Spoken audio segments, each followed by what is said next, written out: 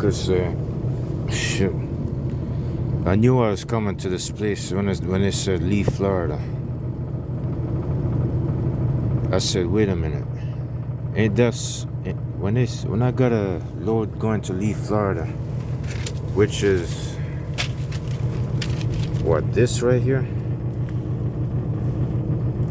I said to myself, isn't that where Western Express used to send me all the time, like more than a couple of times when I was lease purchasing their truck? Yeah, it is Lee, Florida. Yeah. And I said, isn't that where Nestle water is at? I said, yeah. And all of a sudden, I found out. I knew I was heading into West Nestle water. I said, what the hell am I doing over here when it didn't say Nestle water on the bill of lading? So now I found out that I'm going in the back of Nestle water. You could see the truck shaking. As soon as I backed in the loading dock, they didn't hesitate, man. They put the hook on. So guess what? I am behind Nestle water. I'm still in the same building. They got me, I guess because I'm working for this owner-operator company, this European company from Chicago, Illinois. You know, this same truck right here. That's the reason why I'm loading in the back. So you see all them trailers right next to me? You see those towers, those water towers or the green towers or whatever? The water towers. You see the truck shaking?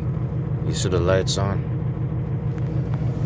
Yeah, it's like I'm like 20 to 30 minutes late, but because of the weather.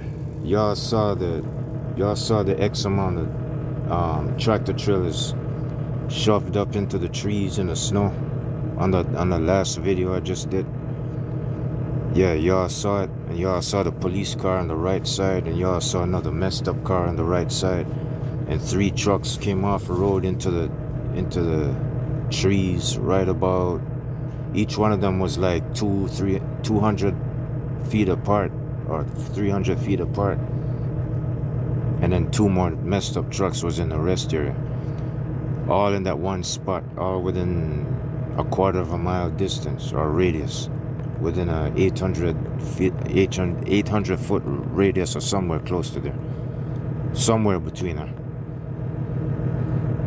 So I did not like that part. I told my manager that was the worst shit I've ever went through, the worst spot in the United States so far. And I said, I hope I don't get no load going back through there no more. But yeah, this is the so-called Nestle water. They got Zephyr Hills on the wall instead of Nestle water. Maybe they're giving another name. I haven't been here since I left Western Express. I haven't been here. So this is my first time coming here since November of 22 when they terminated me. So yes, I guess they got another name to Nestle water, but it's behind the building. It's the same Nestle water, but it's in back end. I didn't know that. It's like I knew I was coming here, but I don't know why I was coming here. So now I found out that it's got 2 names to it, because the one in the back is for some, I don't know, some other company, I guess. All I got is plastic wrap. But up front, where Western Express used to send me 100 times, it's more like pure water bottles I'm picking up, loaded water bottles with water.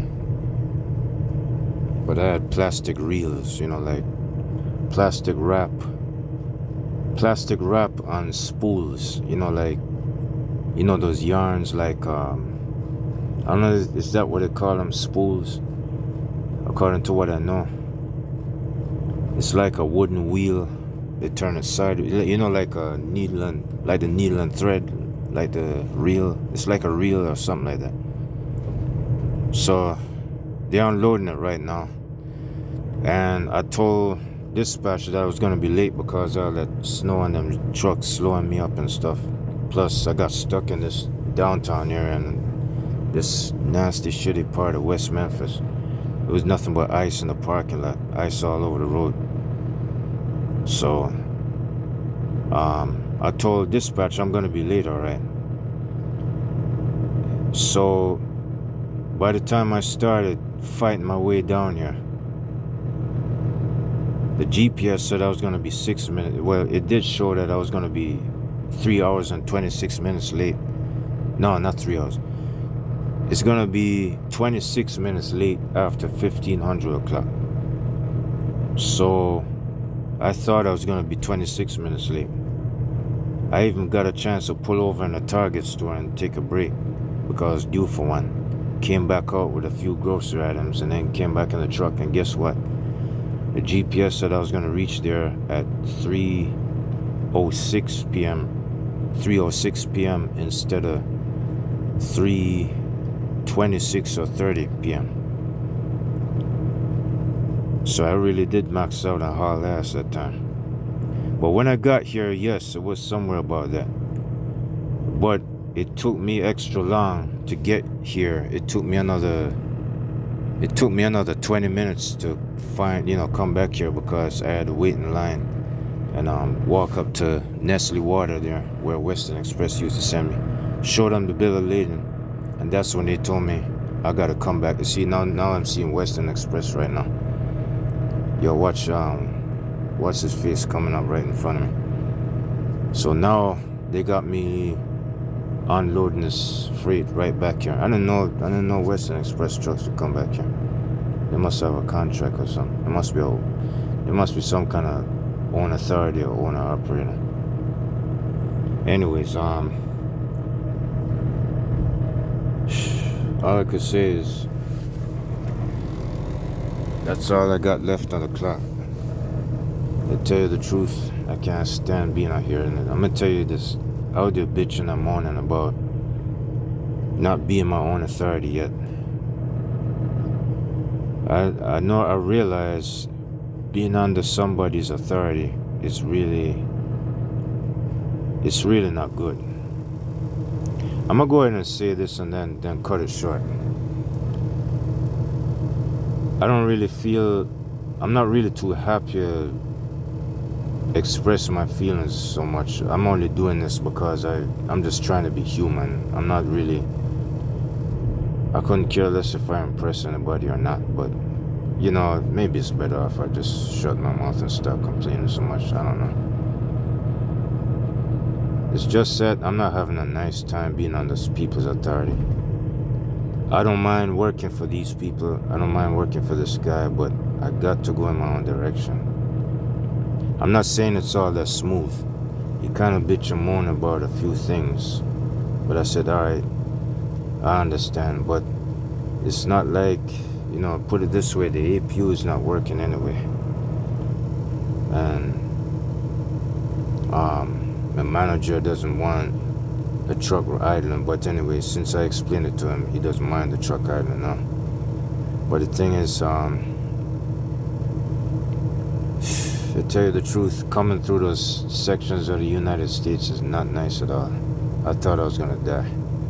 I felt like it was over. I thought it was over. I didn't think I was gonna make it this far. Man, it's like I said, don't send. If I ever get another load, please don't let me go back through there no more. But the thing is, I'm saying it's better off as soon as if I ever get that chance to get that truck out of the bushes that I showed you in the snow on my company truck terminal here, I think it's better off as soon as I get that thing fixed. Of course, I'm gonna buy it refurbished or refresh. I'm gonna buy it refresh, but I'm gonna pay for the overhaul separate. That's what I wrote down. That's what I told the mechanic. I'm gonna buy it at a set price, but the overhaul engine is gonna be separate. So that truck is still gonna be good to drive and haul freight and all that of any size and any shape. But the thing is, I'm not planning on using it regular, like how I'm doing this truck. I don't care if it is good at doing it. I'm thinking I better just go ahead and what do you call it? I'm gonna pay for the overhaul separate. It's better that way. I don't want to kill everything in one shot. I want to have me a truck to drive on the side. I'm not gonna be working in it yet. I'm still gonna be driving this Kenworth if I get a chance, or after I buy that truck. The black Volvo that's sitting in the bushes. But I'm saying it's more like I'm gonna, if I get a chance, I don't know. If I get a chance, if I survive, if I'll tough it out with this guy and keep working for him. I just hope some curse don't wake up on me and say, things ain't working. He's complaining about this and that, and I don't get a chance to do this and that. You know how things are. You know how it went. You know how it go when you start with a job. You start on a job. Oh shit, yo man, I gotta cut. I'm sorry. The light's green and I ain't got time to waste. I gotta get out of here. Sorry about that. I'll check y'all later.